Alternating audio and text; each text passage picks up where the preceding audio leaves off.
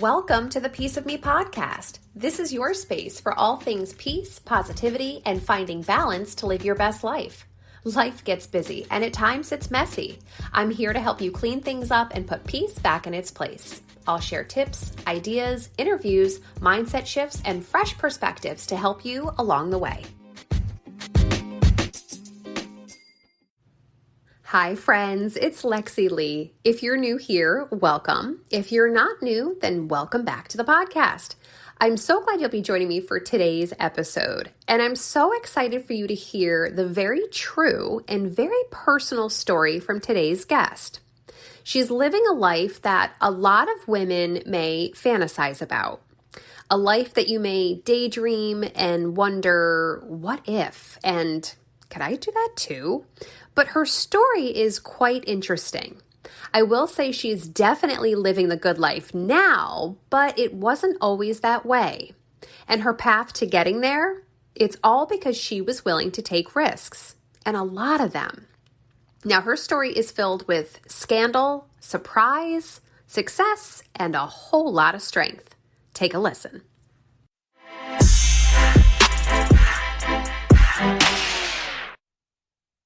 Hi, Meesha. Welcome to the Peace of Me podcast. Thanks, Lexi. Glad to be here. I love your podcast, and I'm so excited to be on it. Well, we are excited to have you here, and I think the listeners today are really your story. So before we actually get into your story, could you just tell us a little bit more about yourself first? So I am 42 years old. I have four kids, two boys, two girls. I live in Westchester, and I have lived a lot more than 42 years, it feels like. And if I could help anyone with my story, that's really what I want to do. Awesome. Now, you and I spoke offline, and you were telling me about your story, and it's really quite a journey that you've been on, and you've taken a lot of risks, and you've been through some really hard stuff and some really great stuff.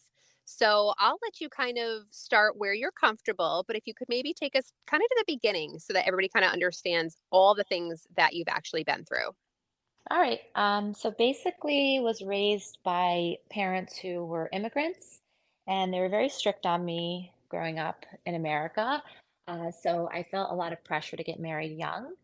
And at 20, I got married and started a family right away, and thought it was the love of my life and was happy at the beginning.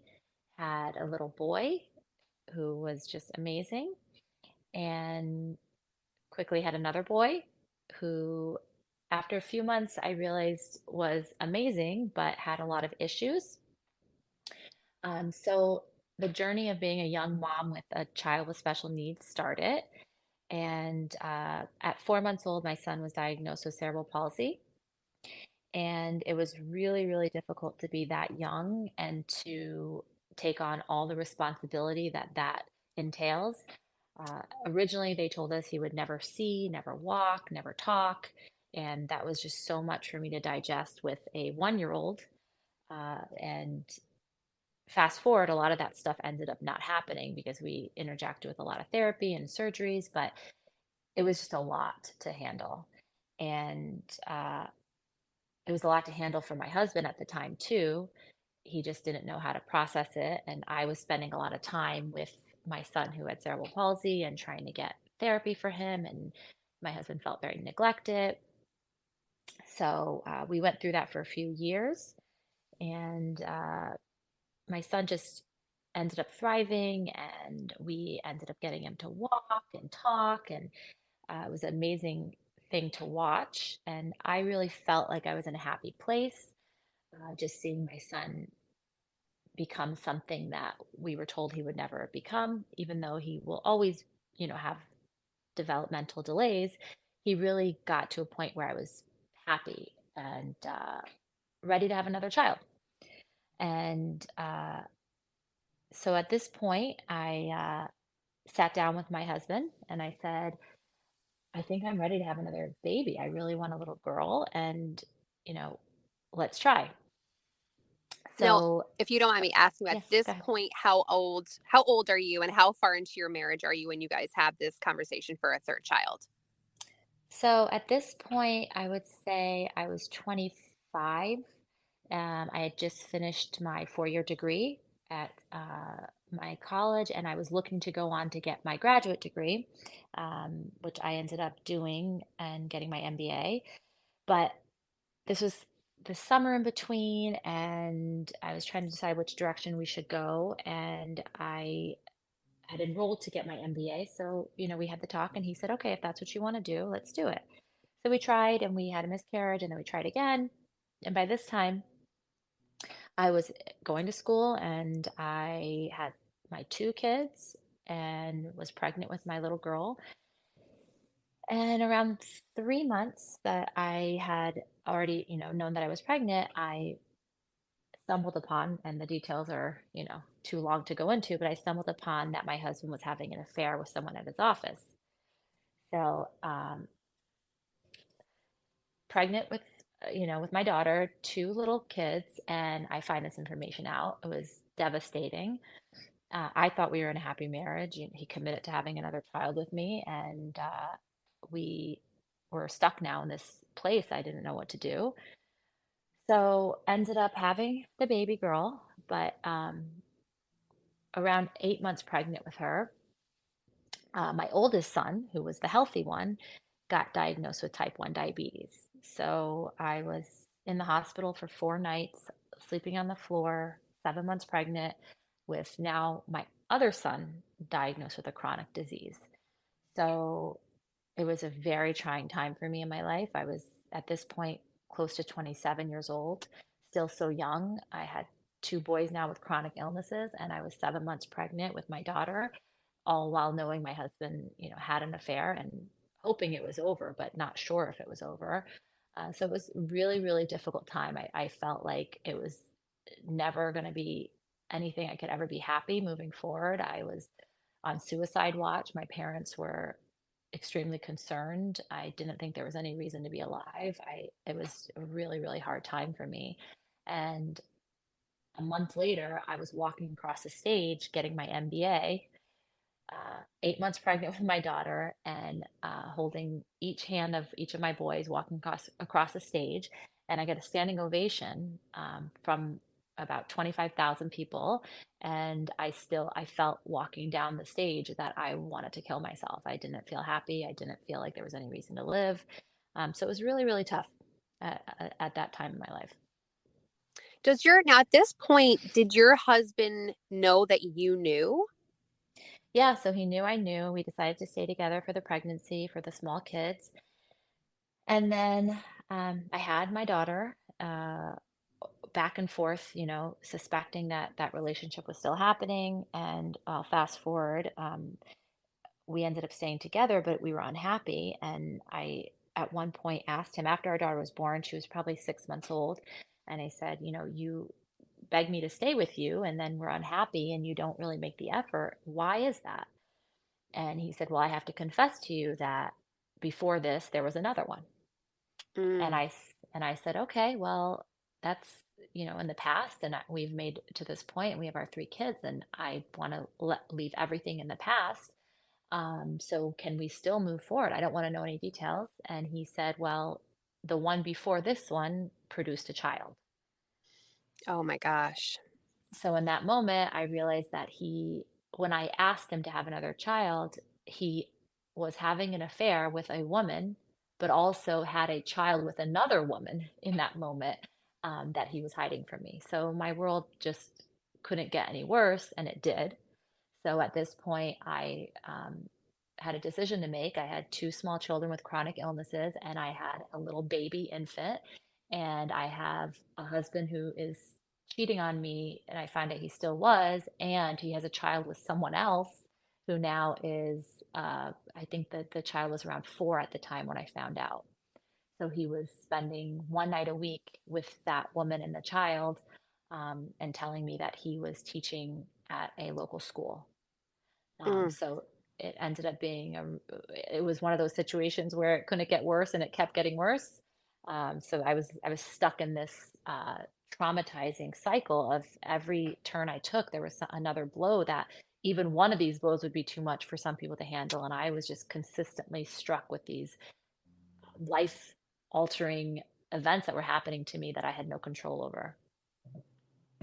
Now, I'm just curious because we talk a lot on this podcast about, trying to find enjoyment and peace and just, balance in life. But is there anything that as you're going through this, and you mentioned your parents, it sounds like they were your support system. Did you have, any kind of resource, or did you have a support system to help you through this? I mean, my gosh, you just, like you said, there's so many things every turn. There was a bump in the road. So did you have anything that was kind of helping you deal with all this?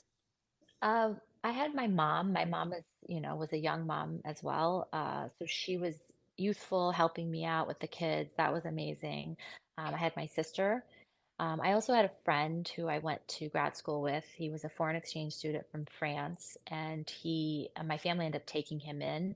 And he lived with us while he was here getting his degree. And he really ended up being the person that was by my side all the time, making sure that I wouldn't hurt myself, making sure that I was okay.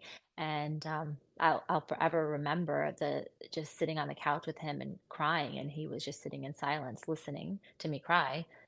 So having someone there was really important, and these are the people that helped me through it. And to this day, they know what I went through, and they know that there was a time where I might have not gotten through it.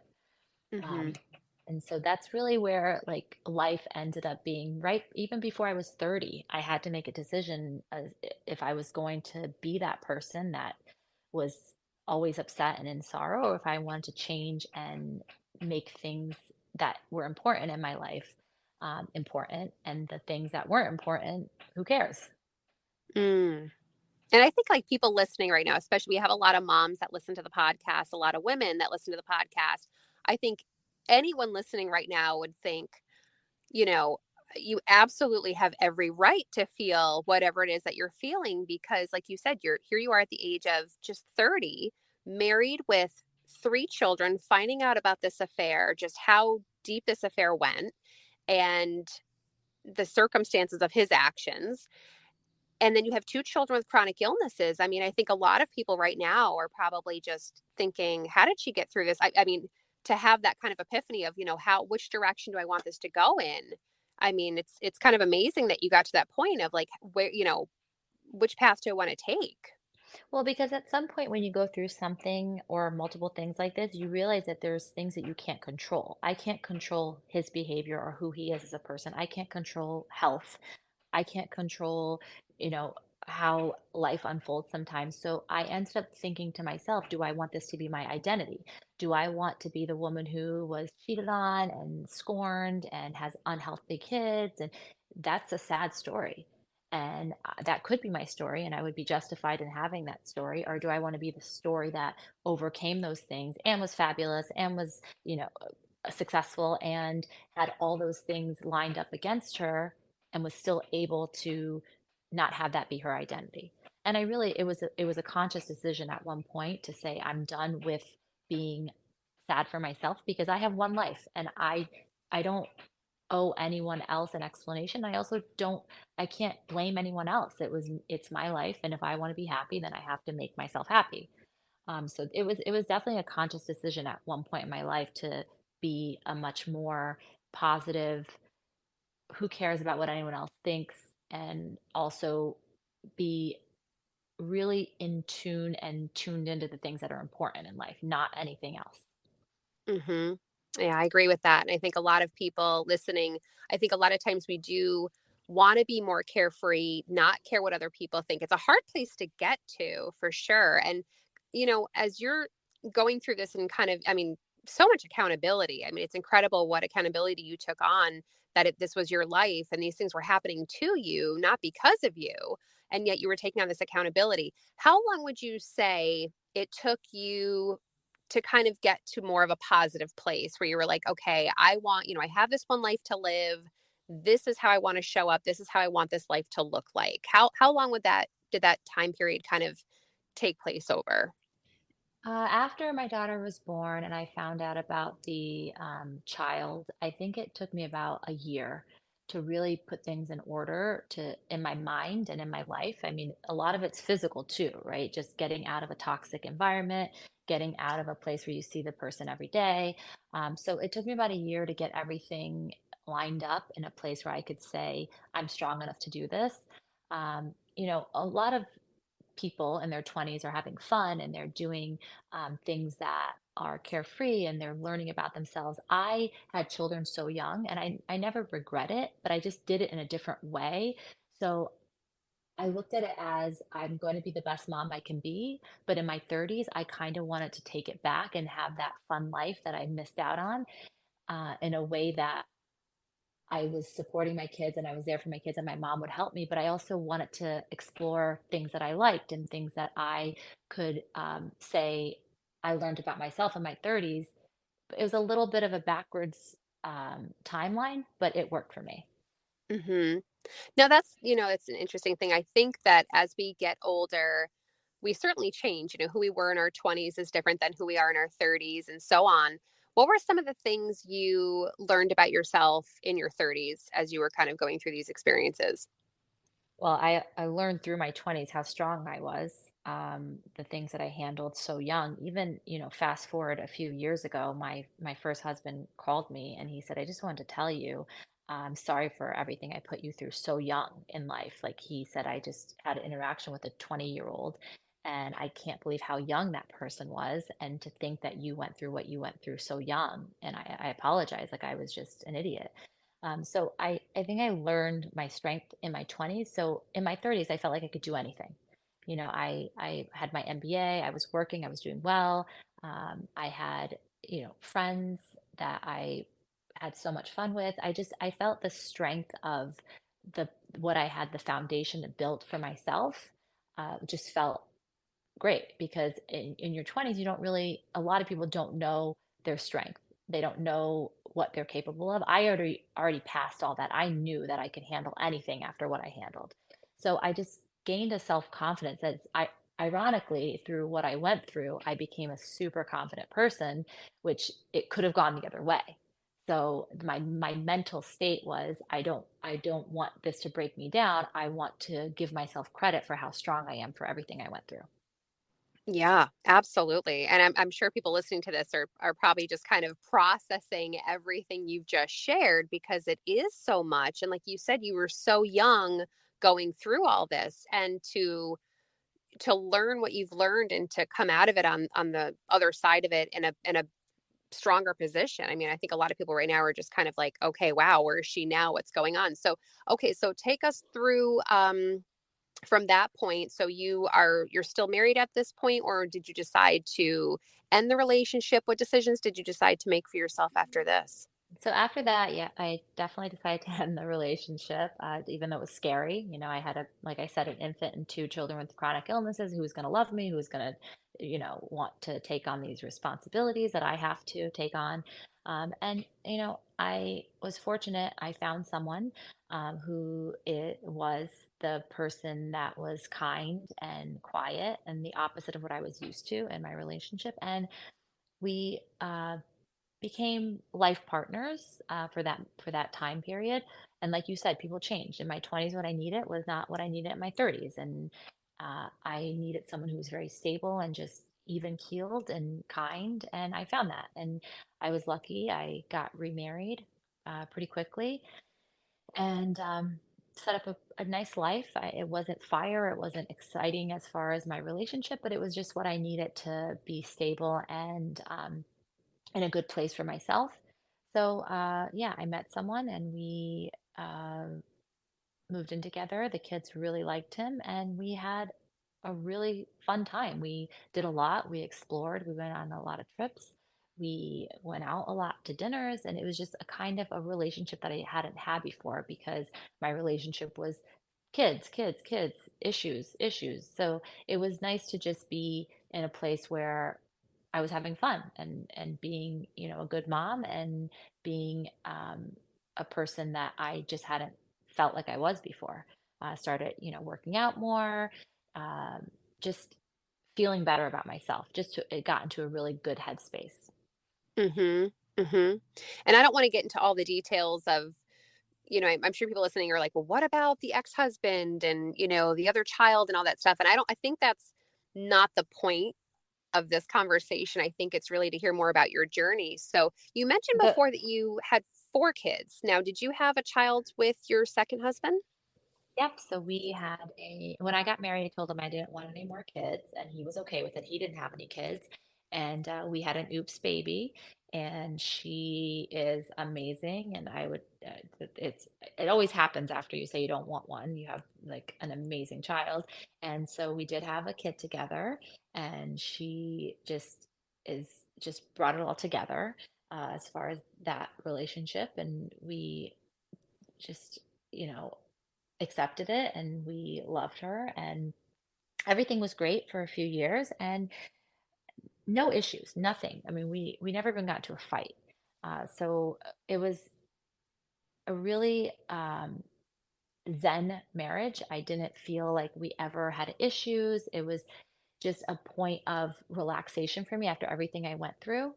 But near the end, I just felt like it was too zen for me, and it wasn't who I was. It after my 30s, I just felt like that was a time where um, I needed what I needed in that time period. But then I started feeling like I wanted to go do things with this person only with other people, and I didn't value my time with him as much as I wanted to. I didn't want to ever go on a date with him alone. I didn't ever want to do anything with him alone. I it was always about this group or this fun time. It was just almost like a feeling of um, business partners that we weren't really in love.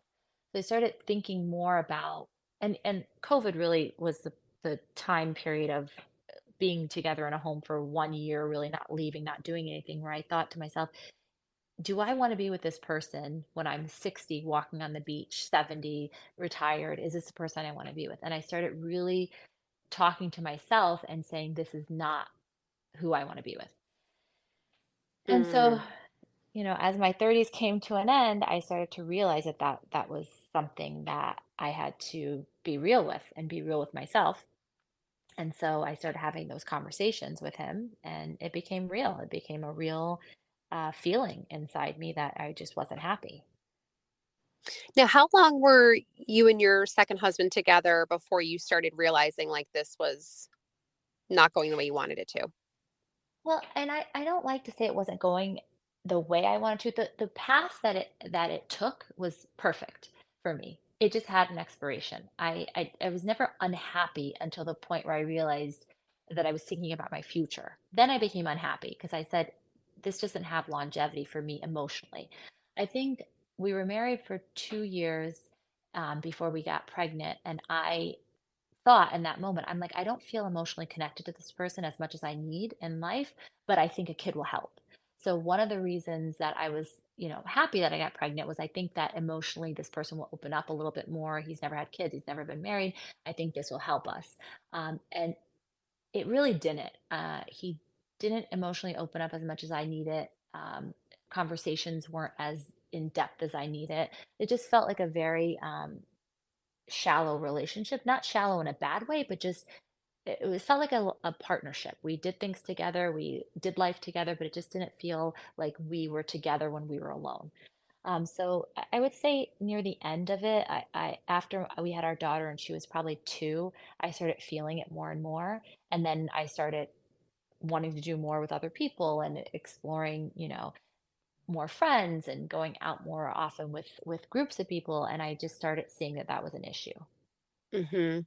Mhm. And you mentioned COVID too, and I think I've heard other people say the same thing, that that's such a time where, if you were forced to be home or work from home during that time, or there was so much shifting, and people, just a lot of divorces came out of that time too. And I'm not necessarily saying that was your situation, but I think COVID did provide that kind of clarity of either, just having a lot of time to think and, spend time with whoever you were living with or maybe married to realize if that was something that, was going to work for you. Yeah, because in life moves so fast and there's so much going on. So you don't really hone in on that relationship all the time when especially when you're married for a while. So at that point, there was nowhere to go out. There was no vacationing to do. His business was shut down, so he was home. My business was virtual, so I was home. And I found myself not being happy to be home with the person that I'm supposed to be in love with. And under circumstances that you would be happy in a relationship, that would not be a bad thing. Of course, people bicker and people, sometimes it would be too much to be home, but I just didn't want to be there. And I thought about myself, and this is where it came into the future. I thought about myself being an older person and thinking, I don't want to spend my days with this person as I'm older. It just didn't give me any energy. It didn't give me that feeling that I wanted. So it was time to reevaluate. And it had been about 10 years I was married, and there was no issues at all. But I just needed to reevaluate um, for my future. Sure. Sure, absolutely. And as did a lot of people, I think too. So at this point, how old are you? You have the four children, and at where are you at this point age-wise? So when I started thinking about it and moving into the idea of separating, I was 39, 40, going on 40. And that's a scary time, right? As a woman, I had four kids at this point. I'm turning 40. It's a big deal. What am I doing with my life? Now I have four kids. So, what, am I going to be alone? Am I ever going to want to date again? So I kind of decided that I didn't want to get married again. I was always the advocate of people not getting married if they didn't want to have kids because what's the point? And I hadn't had good experiences in my marriages as far as longevity. So I just, at that point said, I'm going to um, do my own thing, not really worry about what happens next as far as a relationship goes. I just know that I don't want to be in this one. So, it was just such an ironic time in my life where I was saying I don't want to get married and I don't want to pursue anything. I would date, I would be open to that at that point in my life, I was thinking. But then life took a really crazy turn for me and um, it's something out of a book and I just can't believe it happened to me at this stage of my life. But, I ended up going on a date with someone who, has really changed my entire life, has completely turned everything upside down for me. Mm.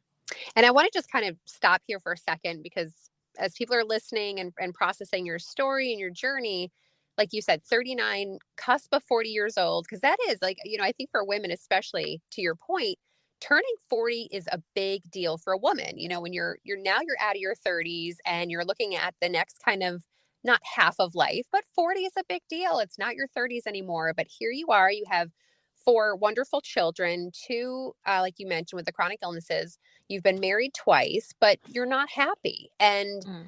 you decide to kind of take things like, take these risks, which a lot of people I think listening are like, maybe they're in a stagnant relationship or they're kind of wondering like, oh, could I do this too? Or they're fantasizing about another life.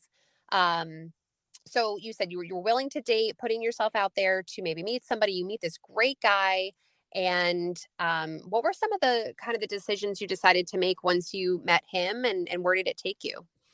So I think the laundry list of things you just listed is something that you could, as a woman turning 40, could think those were negatives, right? I mean, I'm divorced twice, I have four kids, and all the things that come with that. And I just decided to make it a strength, just like I did when I turned 30. I thought of it as a confidence thing.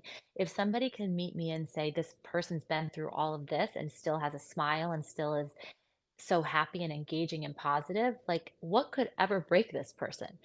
Instead of thinking of it as a negative, I really looked at it as a conversation piece of, this is what I've gone through without whining about it. This is my life. This is what I've gone through, and this is who I am, and this is what I bring to the table.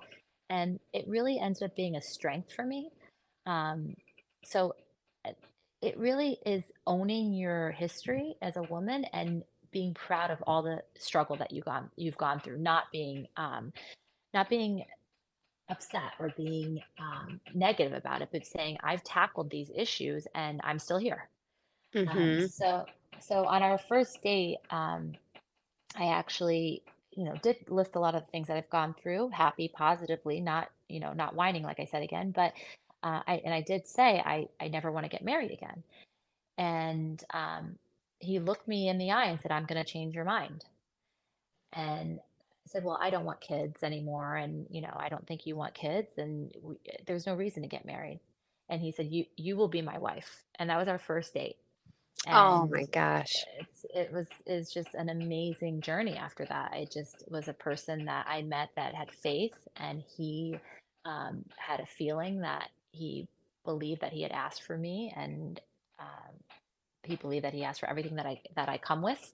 He always wanted a big family. He only had one son of his own, and he always wanted a big family. And he was very actually happy that I had so many kids and that I had gone through, a long life before him. It wasn't a negative at all, and he was very open to, blending our families. And uh, he did live far from me.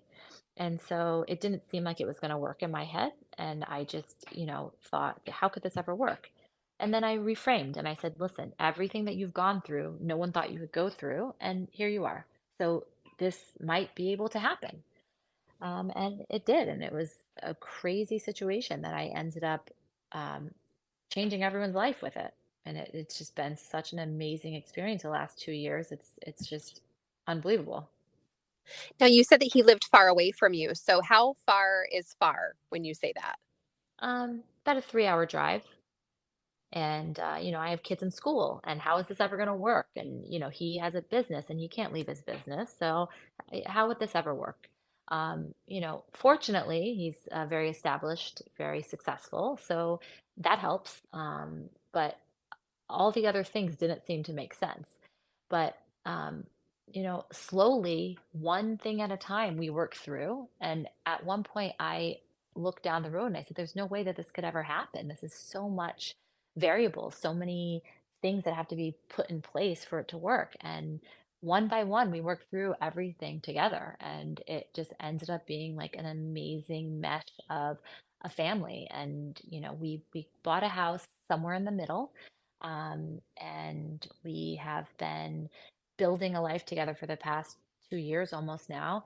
That is, for me, out of a fairy tale. I mean, every morning I wake up and I have tears in my eyes almost every day. And that's not an exaggeration about how amazing I feel, how lucky I feel, um, how he makes me feel, how he makes my kids feel. I mean, it's something that I never thought I could experience. And this is the first time in my life, I'm 42 now. It's the first time in my life that I've felt that I've loved another man. I mean, I have never felt the way I feel right now. And I honestly, sometimes I, cry because I'm so happy, but also because I'm so scared for people that never experienced this. I've thought before, how about if I went through life and never experienced this? This feeling that I have for this person, this security that I feel, this love I feel for this person. What if I went through my entire life and never felt this? It's so sad to me that that could happen to people. And so, it's really been an eye-opening situation for me that I could have stayed in my marriage, that there was nothing wrong with it. There was nothing that was, a hammer that came down that made me leave the second marriage like the first one. But I would have never been happy if I had stayed, and I might have not even known it. Hmm. Hmm. That's a good point. That's a really good point. So I think, as we're kind of going through your journey, which it's so incredible and just amazing that you are where you are, especially having gone through just, I mean, obviously in 30 minutes you recapped many years, but just, I mean, so much that you went through. Like you said, you chose to find the positive, you chose to be stronger and rise above and just live and not be somebody who was going to carry this on and instead live just a happier life. But obviously there's a lot of things that had to, like you said, every obstacle that you were, maybe concerned about. Well, okay, I have a job, I have children, and they have, two different fathers. So I have to get agreement on that. Or, there's different school districts involved. Like there were so many steps. And again, I'm trying to think of the listeners who are listening to this journey who might be feeling like they want to take a risk in life, but they're kind of feeling like they can't, like it's too big of a risk. they might feel stuck. They're not sure if it's gonna pay off for them like it has for you. But do you have any advice, or I mean, any words of wisdom to maybe anybody who's listening to this who thinks I can't do what she did? Well, I think that a support system is really important. My mom has been such a support to me my whole life, and she continues to, even though now I live a few hours away, she continues to come now to my home and stay with me and help me with the kids in a different way now because I don't really need her help. They're a little bit older, and now I have hired help, so it's nice. But she just continues to be a part of my life.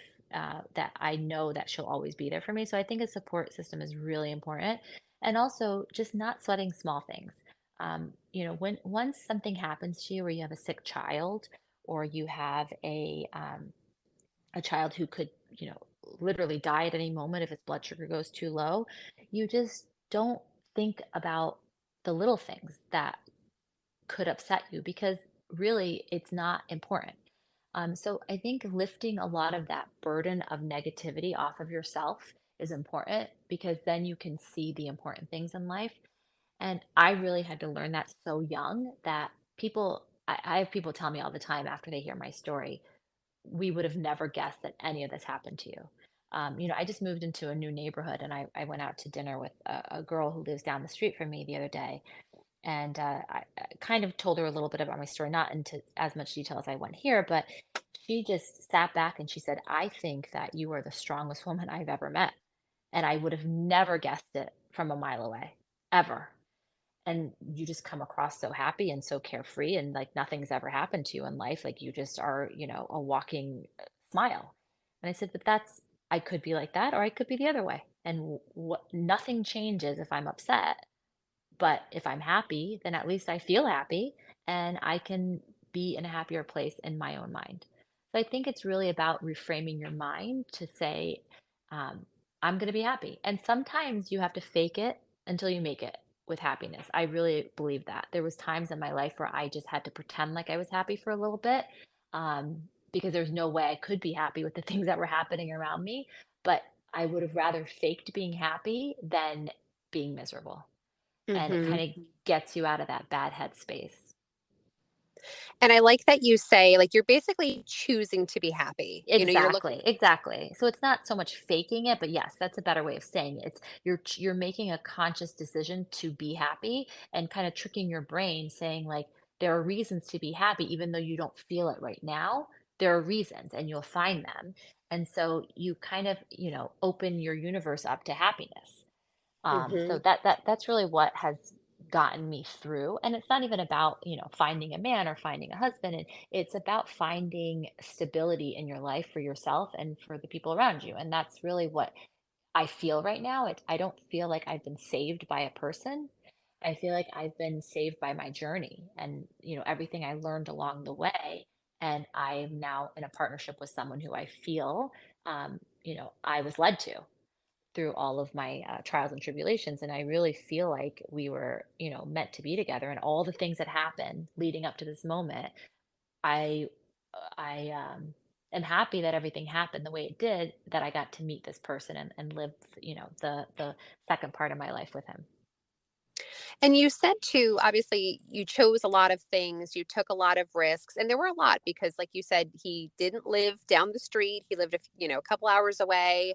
There were a lot of changes with, he had a child, you have children, all the things. But while you decide, like, as you were making these choices, were you ever concerned? And I know you're very, because of what you've been through, you're a lot more, you're not sweating the small stuff, but did you ever worry that people were going to judge you for your decisions, or have an opinion about what you were doing, or talk or whisper or whatever? Did you ever, was that anything that ever went through your head?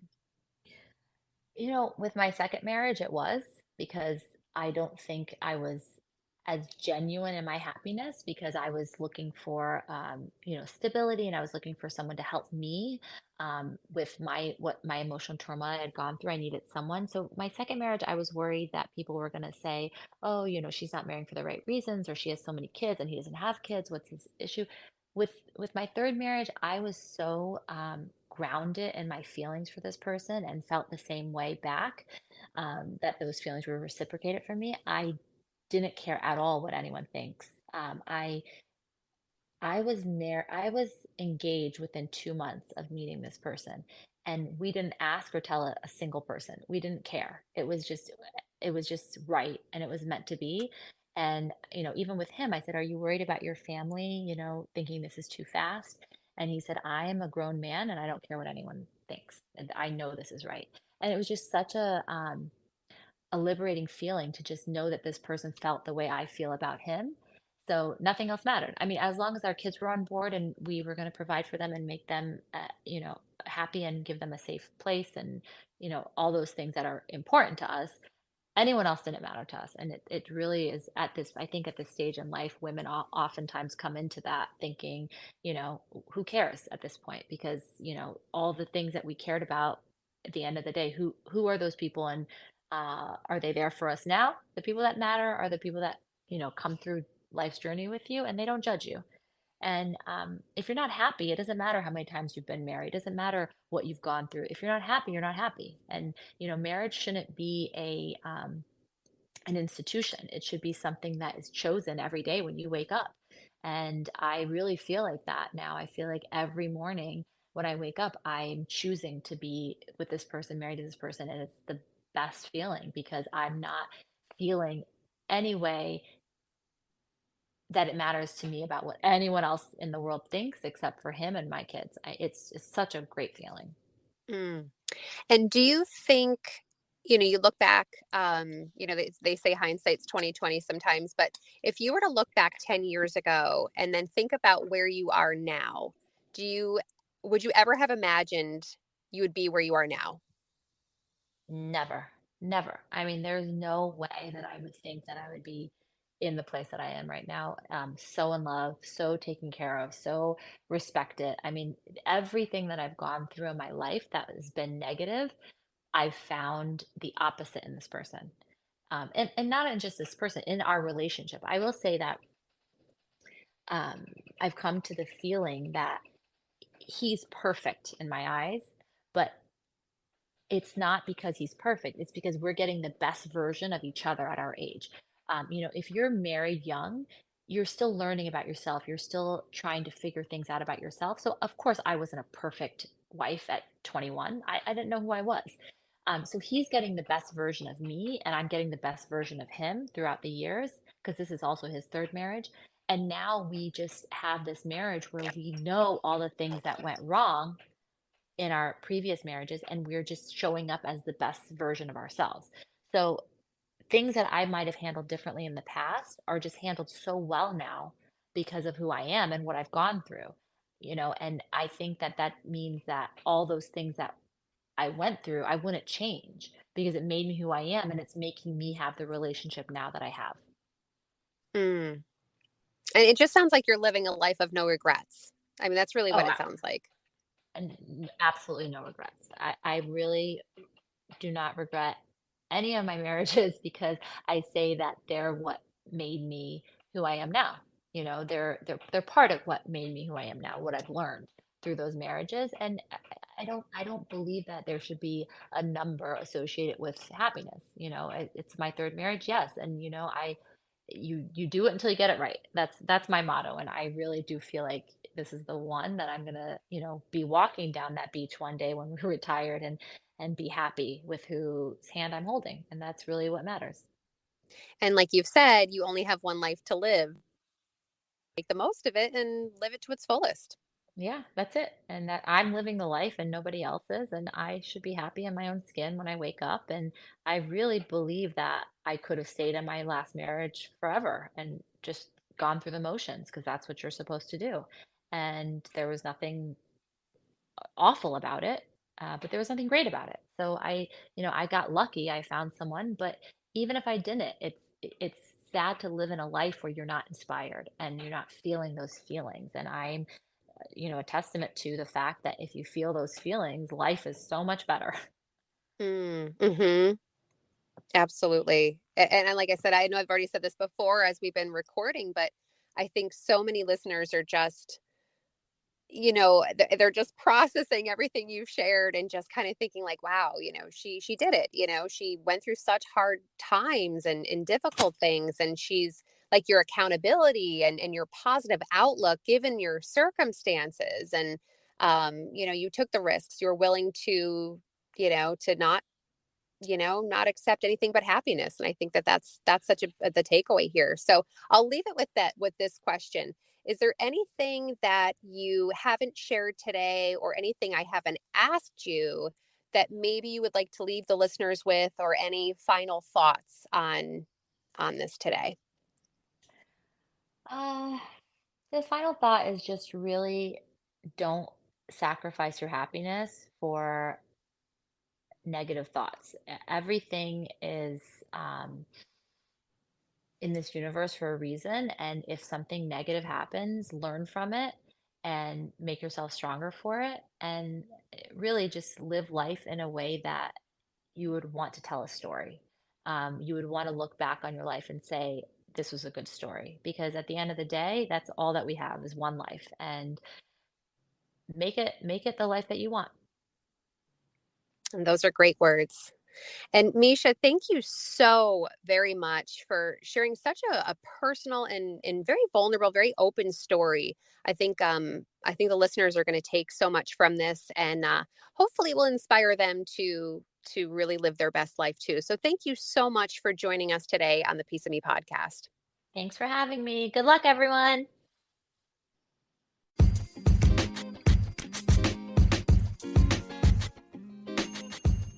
I've created this space to help you live your best life. If you want to help support the podcast in return, I'd be forever grateful of your support. Please give this show a rating or share an episode with a friend. You can also join me on Instagram at the Piece of Me podcast. Let's stay connected.